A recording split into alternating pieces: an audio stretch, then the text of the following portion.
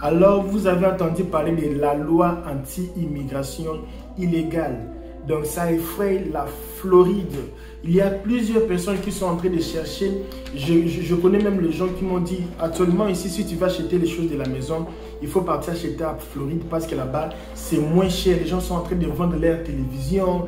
Une télévision plasma de 75 polygones à 100 $, des chaises électriques, tout ça parce que les gens sont en train de fuir là-bas. Pourquoi les gens sont en train de fuir là-bas? Alors les gens disent, allons-nous rester ou fuir? Parce qu'actuellement les gens fuient. Maintenant les graves, si tu prends aussi l'avion, on t'arrête. Si tu prends aussi les bus, on t'arrête. Si tu transportes aussi un immigré illégal dans ta voiture, on arrête même la personne qui te traverse pour te faire fuir du Floride. Mais au juste, je ne sais pas qu'est-ce qu'eux ils veulent réellement. Alors, tu ne peux plus...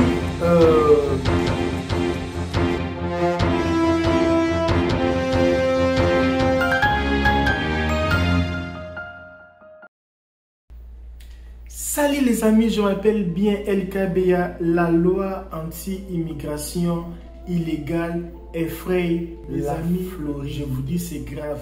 Vous avez vu les images, vous avez vu comment il y a plusieurs endroits de construction sont en train d'être vidés. Parce que la plupart des gens qui travaillent à Floride, ce sont les latinos, les illégaux, les gens qui n'ont pas les documents. Il y a aussi beaucoup des Africains qui n'ont pas de documents là-bas. Alors, mais beaucoup des Européens aussi qui n'ont pas de documents. Actuellement, ici, ça se vide. Parce que tu es au Texas, tu es à New York, tu ne sais pas qu'est-ce qui se passe aux États-Unis. Alors, vous avez entendu parler de la loi anti-immigration illégale. Donc, ça effraie la Floride. Il y a plusieurs personnes qui sont en train de chercher. Je connais même les gens qui m'ont dit, actuellement ici, si tu vas acheter les choses de la maison, il faut partir acheter à Floride parce que là-bas, c'est moins cher. Les gens sont en train de vendre leur télévision. Une télévision plasma de 75 polygones à 100 $, des chaises électriques, tout ça parce que les gens sont en train de fuir là-bas. Pourquoi les gens sont en train de fuir là-bas? Alors les gens disent, allons-nous rester ou fuir? Parce qu'actuellement les gens fuient. Maintenant les graves, si tu prends aussi l'avion, on t'arrête. Si tu prends aussi les bus, on t'arrête. Si tu transportes aussi un immigré illégal dans ta voiture, on arrête même la personne qui te traverse pour te faire fuir du Floride. Mais au juste, je ne sais pas qu'est-ce qu'eux ils veulent réellement. Alors, tu ne peux plus... on va aller petit à petit, ok? On va aller petit à petit pour que vous compreniez qu'est-ce qui se passe réellement à Floride, ok? Donc, le gouverneur de Floride, Ron DeSantis, moi j'appelle lui Ron DeSantis, bon c'est ma façon de prononcer son nom, hein. Ron DeSantis, a signé la loi anti-immigration illégale qui affecte la vie des immigrants sans papier aux États-Unis. La loi qui confronte la législation fédérale est convexée et a été critiquée par de nombreux juristes et journalistes. On pense que la véritable intention du gouverneur en adoptant la loi est d'attirer l'attention au cours de l'année électorale, car il se présente à l'extérieur pour être candidat républicain à la présidence des États-Unis. Dans cette vidéo, je résume plus ou moins 12 principaux points de la loi et comment elle peut influencer la vie des immigrés sans papier les amis. Alors, tu ne peux plus, premièrement d'abord, je vais un peu, ça ne sera pas les 12 parce que c'est beaucoup, je vais un peu citer les principaux chocs. J'appelle ça choc parce que ça choque. Alors, tu ne peux plus conduire à Floride. Récemment ici, il y avait des stratégies que les gens faisaient. Si tu n'as pas la green card, tu n'as pas le social security, tu n'as pas le ID ici, qu'est-ce que les gens faisaient? Il y a des États comme Massachusetts, comme New York, là-bas, même si tu n'as pas ces documents que je vais te citer, tu peux avoir les droits vers licence. Droit vers licence, c'est le permis de conduire. Alors, les gens partaient là-bas à New York pour faire les permis là et puis revenir à Floride. C'est ce que les gens, c'est les stratégies que les gens faisaient. Moi, je trouve ça personnellement illégal parce que si tu habites là-bas, c'était bien, mais tu n'habites pas là-bas. Tu vas seulement prendre et puis tu vas faire les fausses adresses. et puis tu reviens à Floride et tu es calme. Avec ça, tu peux faire tout parce que les droits avec les droits vers licence, tu es posé, tu peux faire tout. Alors actuellement ici, donc tu ne peux plus conduire avec un droit vers licence d'un autre État à Floride. Beaucoup de gens commentent, mais moi je vais venir ici pour expliquer. C'est comment, parce que vous ne comprenez pas. Quand on dit tu ne peux plus, les gens pensent que non. Et c'est seulement pour les gens qui n'ont pas les documents, les gens illégaux. Parce que si tu es quelqu'un légal, si tu as pris ton droit vers licence à New York, dès que tu arrives à Floride, tu pars à la comment ça s'appelle? DMV. Tu pars à DMV et puis tu vas faire la exchange. Donc tu changes tu prends l'autre là, tu changes pour les droits vers licence de Floride. Mais comme tu n'as pas les documents, là-bas on n'accepte pas les sans-papiers pour faire le droit vers licence, alors tu seras barré. Et actuellement ici, tu ne peux plus conduire parce que si tu conduis avec ça, on va t'arrêter et on va te qualifier comme si tu es sans papier. Alors ça va pénaliser beaucoup de familles, les gens qui ont des enfants. Les enfants doivent aller à l'école, les enfants doivent aller au daycare. Il faut aller laisser l'enfant à l'hôpital, mais comment tu vas conduire? Et l'enfant est américain et toi tu es illégal, comment tu vas faire? C'est difficile. Et il y a aussi le fait aussi que tu ne peux plus utiliser les faux documents. J'ai fait une vidéo hier, il y a beaucoup de gens qui font les faux documents ici, vous achetez les faux documents, tout ça, qui n'a jamais été proposé. Un faux document ici aux États-Unis qui n'a jamais été proposé. Peut-être parce que tu as une année ici, mais les gens qui ont plus de même une année, même un mois, qui n'a jamais été proposé pour acheter un faux document. Alors, auparavant, c'était un crime mineur, si je peux dire, mais actuellement ici, c'est maintenant parmi des crimes majeurs. On dit ça crime de deuxième degré. Donc, deuxième degré. Donc c'est vraiment grave, c'est grave. La loi là-bas, c'est bizarre. Donc si tu avais fait la prison avant, il y a beaucoup de choses, des prisons où tu t'es mal comporté. Tous ces gens-là que tu t'es arrêté, détenu, choses pareilles. On va maintenant commencer à partager les informations des DNIA. Donc il n'y aura plus la privacité, si je peux le dire. Il y a aussi question aussi des transports. Moi, comme moi je suis ici, moi je suis youtubeur, je suis businessman, je fais mes affaires, j'aide aussi les gens de la communauté. Et quelqu'un me dit, ah LKB, est-ce que tu peux m'aider comme tu parles la route de Walmart, est-ce qu'on peut partir, tu me laisses là-bas? Je mets la personne dans ma voiture, j'arrive à Walmart, la personne descend et la police regarde la personne et on t'attrape et c'est un crime de transporter, ça va commencer, c'est déjà voté la loi ici. C'est un crime de transporter un immigrant illégal. Avec ça, il y a beaucoup de gens qui sont mauvais qui même, ils sont contents de ça pour dire non, je ne connais pas ton statut, je ne peux pas te transporter. Non. Dans les contextes, il faut d'abord voir les contextes de la loi. C'est pour cela que beaucoup de gens n'ont pas les documents ici aux États-Unis parce qu'ils ne comprennent pas les contextes.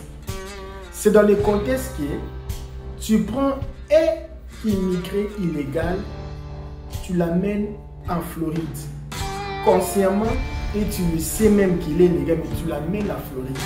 C'est la loi ici, ce n'est pas que tu diriges, tu es en train de rouler comme ça avec quelqu'un, non, c'est pas ça. C'est de transporter quelqu'un pour venir à Floride.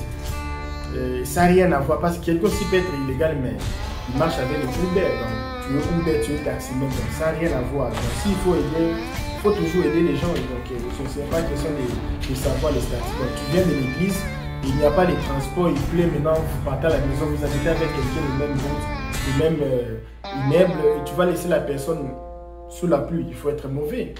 Mais comment si tu vas savoir que la personne est illégale? Tu ne vas pas savoir. Donc, il y a aussi les crimes de trafic humain. Donc, ça fait aussi partie de ces crimes-là que je viens de citer ici.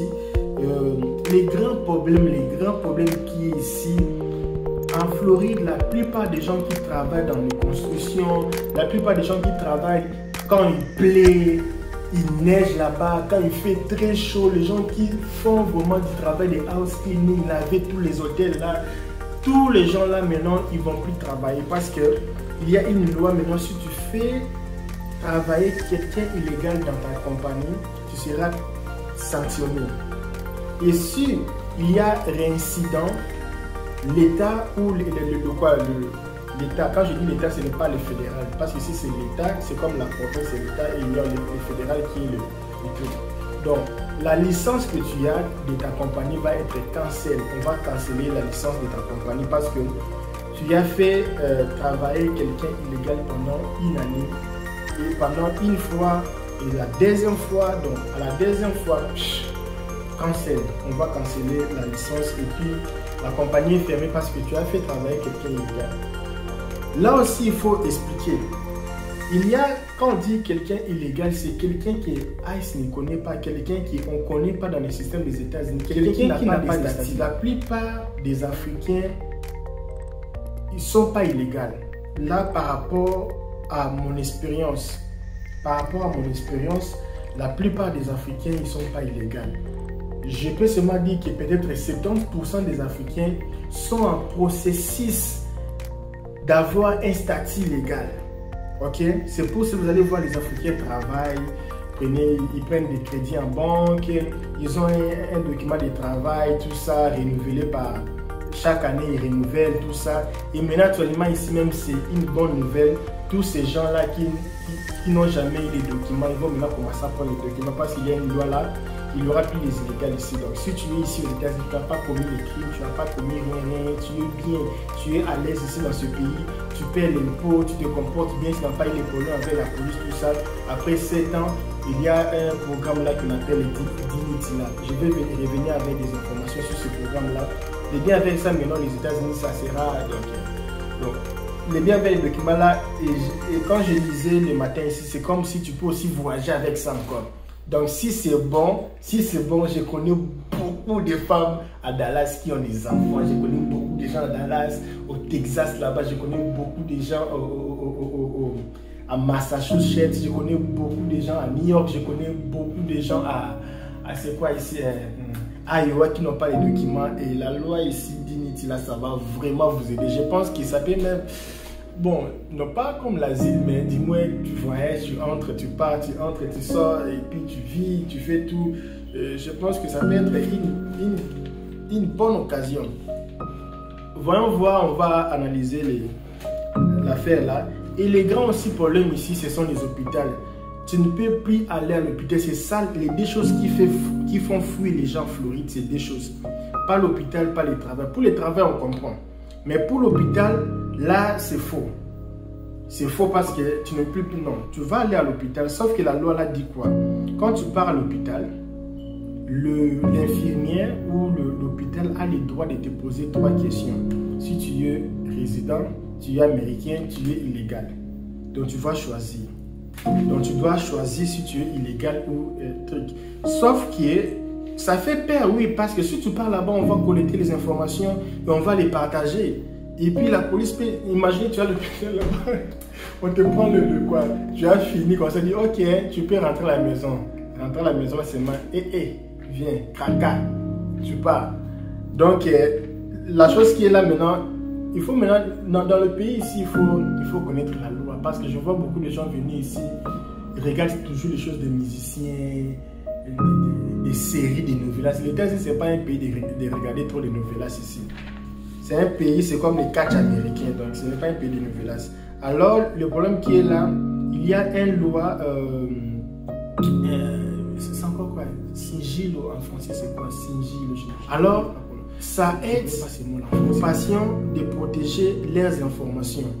Alors, tant que cette loi-là existe, tu ne seras pas obligé de dire ton statut. Si on demande tu ne seras pas obligé. Si tu refuses de dire ton statut, tu refuses. Tu ne seras pas obligé de dire que je suis illégal, je suis résident, je suis... Mais non. Si tu dis que je ne veux pas répondre, la loi là, que ça existe à l'hôpital, de protéger les informations des patients, ça va te protéger et tu peux aller à l'hôpital te faire soigner sans pourtant parler de ton statut. Et il y a aussi... donc si tu es arrivé jusqu'ici, comme 14 minutes, mettez un peu de like. Likez pour que YouTube comprenne que cette vidéo c'est très importante. Cette vidéo, c'est très importante pour les gens. Alors, si vous mettez les likez, et vous commentez, YouTube va partager cette vidéo à d'autres personnes. Alors, j'aimerais que vous likez et vous commentez, ok? Si vous avez des questions, nous avons notre lien de WhatsApp sur la description. Regardez la description. Après les titres, il y a la description. Vous allez voir les titres là. Vous regardez, vous cliquez sur le lien. Vous serez directionné sur Instagram. Et après là, tu peux écrire pour dire quelles sont les solutions à faire. Mes amis, il y a plus ou moins... il y a aussi d'autres choses ici. Les avocats, en 2028, si je ne me trompe pas, c'est en 2028, donc tous les avocats illégaux ne vont plus exercer leurs fonctions. Comment? Tous les avocats illégaux, les gens qui sont venus ici, ils ont étudié, sont les avocats, ils exercent à l'immigration, ils ne vont plus exercer leur travail. Et là maintenant, c'est dit, d'autres personnes disent que c'est parce que les gens là, ils sont illégaux. Maintenant, ils commencent à aider d'autres personnes à survivre, et tout ça là. Mais LK, quand tu dis avocat travaille déjà à l'immigration illégale, comment? Je comprends pas. Donc, quelqu'un qui n'a pas de statut, il est avocat mais il n'a pas de statut. Il travaille mais il n'a pas de statut. Ça se fait. Que tu n'as pas de statut mais tu travailles ici, ça se fait. Tu viens ici, tu n'as pas la bonne carte mais tu travailles, ça se fait. Et il y a même beaucoup de gens qui le font ici. Ils n'attendent pas que le social sorte et qu'il arrive le même jour, demain ou après demain, il part faire le truc là. Il commence à travailler quand son social va venir et puis il va laisser l'affaire là. Ça sert seulement pour payer les taxes. Alors il y a aussi, l'État de Floride va déposer plus ou moins 200 millions de dollars pour déporter tous les immigrants illégaux à Floride. Quand je dis déporter, en fait, l'État n'a pas le droit de déporter. Qui déporte, c'est le fédéral. C'est le fédéral, c'est l'État américain qui déporte. Et ce qu'ils vont faire, ils vont seulement déporter les gens, pas déporter, mais faire sortir les gens illégaux hors du territoire de la Floride. Ils veulent faire de la Floride un État pas des immigrés illégaux. LKB, qu'est-ce que toi tu penses? Ce sont les informations légales, vous pouvez confier, voir ça, regarder tout ça. J'aime pas entrer dans de petits détails parce que parfois ça me brille. J'aime être un peu superficiel pour que les gens comprennent. Quand vous parlez un peu beaucoup de gros mots en français, vous parlez, les gens ne comprennent pas. J'aime un peu être naturel pour que les gens comprennent. Qu'est-ce que maintenant, LK, toi tu penses de cette voix? Bon, moi, qui suis-je même pour commenter, dire mon opinion? Qui suis-je? Mais s'il fallait même commenter ou parler quelque chose sur ça, ça fait mal parce que ça va rendre difficile pour conduire. Comment tu veux vivre aux États-Unis sans conduire une voiture? Ça sera difficile pour toi de conduire. Et il y a des gens qui ont déjà des racines à Floride. Parce que ce n'est pas facile de sortir d'un État à un autre. Moi, je connais l'expérience, c'est difficile. Imaginez si quelqu'un a les documents, c'est difficile, mais imaginez si quelqu'un n'a pas encore les documents. Et là-bas, ils ont leur coin, ils savent qu'on travaille ici. Surtout les gens comme ils viennent de Brésil, ils ont les endroits, ils arrivent aujourd'hui, demain ils commencent le travail. Ils ont leur église, ils ont leur communauté, ils se sont déjà établis dans ces coins-là, ils sont bien, ils vivent bien, ils n'ont même pas beaucoup besoin de documents. Alors, vous dites à ces gens-là de déplacer, d'aller dans d'autres États difficiles. Ce n'est pas vraiment facile, ça va... Et il y a aussi les enfants qui étudient aussi à l'école, c'est pas facile, Bon, moi je pense que le gouverneur peut, ça peut être aussi une stratégie, parce que quand les gens vont parler de ça, ça va faire le buzz, tout ça, et puis son nom, les gens vont commencer à parler de lui. Ça peut aussi être une stratégie au cas où Trump, parce que on ne sait pas si Trump sera candidat ou il ne sera pas. Bon, ce sont les affaires de politique, on ne sait pas. Au cas où Trump ne sera pas candidat, donc le Messie ici, il est le favori. Je pense qu'il est le favori numéro 1 si Trump n'est pas là. Si Trump n'est pas là, ou ne sera pas éligible pour les élections, donc le Messie ici, c'est lui qui sera là. Alors ça peut être aussi une façon de lui de voir un peu comment... c'est un peu ça quoi. Donc il faut aussi profiter faut aussi profiter dès que vous arrivez ici. C'est pour ça que je dis toujours aux gens, tu payes $100. $100, ça va t'aider à ne pas souffrir toute une vie. Les gens voient, ah, $100, $50, $200, $500. Quand vous venez aux États-Unis, il faut aller consulter les avocats. Il y a les gens qui sont spécialisés, les coachs. Les gens n'aiment pas les avocats parce que quand tu pars directement chez un avocat, l'avocat n'a pas le temps pour le coaching. L'avocat est direct, plus spécifique. Les gens préfèrent d'abord commencer par un coach, commencer par un mentor, commencer par quelqu'un qui va t'ouvrir les yeux, te préparer. Quand tu vas partir chez l'avocat, ça va. Donc, il y a aussi des gens qui aiment ça parce qu'il y a aussi des avocats gratuits. Quand vous partez là-bas, tu ne sais pas comment te défendre, on va te négliger. Mais si tu pars chez quelqu'un qui t'oriente, fais ceci. Quand tu vas partir faire l'interview avec un avocat, tout ça, ça va bien marcher. On va payer tout pour toi. Les frais de tous les tribunaux, on va tout payer pour toi, pour les documents, ceci. Alors, moi, je pense qu'il faut commencer par un avocat. Il y a aussi les avocats qui ont aussi le temps, comme les avocats privés aussi. Les gars, ils n'ont pas vraiment beaucoup de temps. Mais ça dépend aussi des avocats. Donc, il faut parler avec un avocat, parler avec quelqu'un qui connaît un peu parce que c'est que moi je connais l'immigration donne aussi les gens le temps de consulter les gens, consulter les membres des familles, consulter les camarades. Tu peux consulter les gens qui ont déjà des expériences, les gens qui ont déjà, si tu n'as pas l'argent, il y a aussi les gens qui ont déjà gagné la green card, les gens qui ont déjà les papiers, les gens qui ont déjà eu l'asile, les gens qui ont déjà... Et ces gens-là, tu dois se fermer avec eux, que les gens-là te dirigent, te coachent, les gens-là te parlent un peu qu'est-ce qu'ils ont fait pour réussir, pour que tu prennes aussi l'idée. Ou s'il n'y a pas les gens pareils, tu peux directement contacter les gens qui peuvent, comme nous sommes là toujours disponibles pour vous conseiller, vous orienter. Notre lien est sur la description de cette vidéo. Vous cliquez, vous serez questionné sur Instagram. Et puis on va causer, on va voir de quel point on peut vous conseiller tout ça. Et puis autre chose aussi que nous conseillons les gens, quand vous arrivez ici, oubliez un peu de devenir riche. Il y a des choses, même si tu deviens riche aujourd'hui, tu vas toujours mourir pauvre parce que tu as passé des étapes. Il y a des choses fondamentales que tu dois d'abord vraiment s'aimer. Il faut d'abord s'aimer. Tu s'aimes d'abord pour les documents, tu s'aimes pour l'éducation, tu s'aimes pour ceci, tu s'aimes. Il y a beaucoup de choses que tu dois d'abord s'aimer. Et après avoir s'aimé, et maintenant tu peux free des choses que tu as s'aimé. Il y a des gens qui viennent aujourd'hui, ils veulent déjà devenir youtubeur. La personne est venue aujourd'hui, demain, il veut devenir youtubeur, il veut devenir comme LKBA. Tu ne sais pas LKBA vit comment, qui supporte LKBA, quelles sont les choses que LKBA ne paye pas, on paye pour lui, qui sont les gens qui sont derrière lui, qui sont les institutions, les Américains qui sont derrière la personne. Et puis il y a beaucoup de choses de parler, ce n'est pas seulement faire ce que LKBA fait, il y a beaucoup de choses.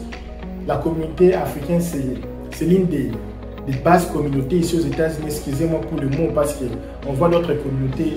Vous trouvez tout, il n'y a pas moyen de partir ailleurs. Si vous cherchez les avocats, ils ont les avocats. Vous cherchez les business, ils ont les business. Vous cherchez la nourriture, ils ont la nourriture. Vous cherchez les médecins, ils ont les médecins. Vous cherchez les infirmiers, ils ont les infirmières. Vous cherchez des conseillers, ils ont toute une communauté complète. Vous cherchez les hommes de Dieu. Les hommes de Dieu, c'est rien même. Mais quand on parle chez la communauté africaine francophone, toujours les aventuriers, tu vois toujours les aventures. La plupart, toujours les aventures. Tu vois les gens réunis ensemble. Nous sommes les Africains, c'est pour aider l'Afrique. Mais quand vous partez là-bas, des escrocs, oh non, ceci, je connais beaucoup de gens qui ont perdu l'argent dans des faux parcelles ici, là-bas, à Las Vegas. Je connais beaucoup de gens qui ont acheté le faux terrain à Las Vegas, jusqu'au jour où il n'y a pas le terrain. Il y a des gens qui ont acheté aussi les terrains à Texas aussi, jusqu'à maintenant, il n'y a pas. Je ne dis pas les terrains de ce que vous pensez. Il y a aussi les terrains à Texas qui étaient vendus, les bons terrains aussi il y a. Il y a aussi les gens qui ont vendu aussi les faux terrains. Parce qu'aujourd'hui là, c'est difficile de savoir qui est qui avec qui, c'est difficile. Moi, je ne suis pas là pour juger les gens. Il y a des gens qui ont payé les terrains à Arizona. Les faux terrains, tout ça là, ce sont déjà les Africains. Les Africains embrouillent les Africains. Donc, nous, c'est pour cela que les gens commencent à sortir de la communauté, à aller coopérer avec les gens d'autres communautés. Parce que les gens ne sont pas sérieux. Et nous, les New Young, la génération, la nouvelle, parce que moi je fais partie de la dernière génération de la communauté africaine ici aux États-Unis. Alors nous, on veut un peu changer l'image là, l'image de nos aînés, l'image de nos vieux qui... tu sais, on veut un peu changer un peu l'aspect là. Parce que quand tu dis africain ici, on ne te considère pas. Maintenant, nous, on veut qu'on soit considérés comme les vrais Africains. Si tu as aimé cette vidéo, partage cette vidéo à 10 personnes dans ta famille ou partage cette vidéo à 10 personnes de tes amis. Je vous dis merci, à la prochaine.